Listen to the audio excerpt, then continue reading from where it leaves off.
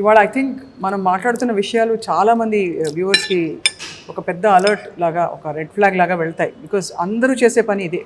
ఇప్పుడు ఎడాపడే ఇంటికి కూడా వచ్చి శాంపిల్స్ తీసుకెళ్ళిపోతున్నారు. ఇదివరకంటే అక్కడెక్కడో వీధి చివరి డయాగ్నోస్టిక్ సెంటర్కి వెళ్ళాలి కాబట్టి ఓకే. ఇప్పుడు ఎల్లిగాడు మల్లిగాడు వచ్చేసి అది అదర్ ఇంపార్టెంట్ థింగ్ అండి. ఇప్పుడు ఇంటికి శాంపిల్స్ బుక్ చేస్తారు వీళ్ళు, ఇంకో డాక్టర్స్. సో పేషెంట్స్ వాళ్ళు చెప్పే సిమ్టమ్స్ బట్టి ఈ ఫ్లెబోటమిస్టులు they are recommending other tests. ఎందుకైనా మంచిదండి, అది చేయించుకోండి, ఇది చేయించుకోండి. సి దిస్ ఇస్ ఇప్పుడు ఇండియాలో everyone related to health care has become a doctor. అంతే. So other important message through your show.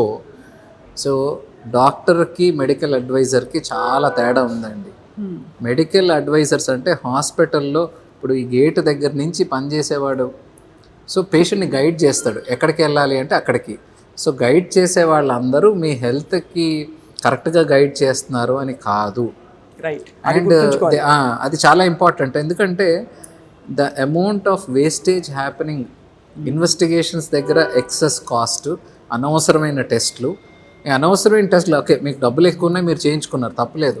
ఈ అనవసరమైన టెస్టులతో వచ్చే కంగారు అది మాత్రం దట్ ఈస్ అసలు immeasurable. So we are seeing that. ఈరోజు అదే చెప్తున్నాను కదా, వచ్చే పేషెంట్స్లో ట్రీట్ చేయడం కన్నా బుజ్జగించి ధైర్యం చెప్పి నచ్చజెప్పి పంపించడం అనే ప్రోగ్రామ్ ఎక్కువ జరుగుతుంది.